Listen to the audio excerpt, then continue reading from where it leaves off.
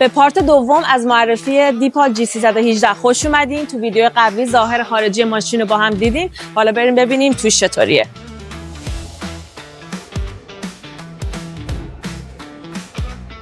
داخل ماشین همه چی مدرن و خوش سلیقه به چشم میاد. اسکرین خیلی بزرگی داره.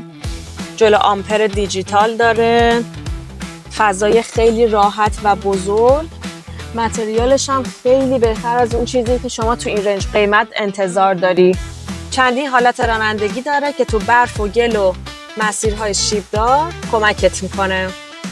جی 318 یه ماشین برقی ساده نیست. یه موتور کوچیک بنزینی هم داره که نقش شارژ کردن باتریه، نه حرکت دادن چرخا. این سیستم که اسمش اکستندد رنج هست، یه برد ترکیبی 1000 کیلومتری بهت میده که برای سفرهای طولانی عالیه. اینم از معرفی دیپال جی 318. نظراتتون رو تو کامنت ها بهم بگید. تا معرفی بعدی، فعلا.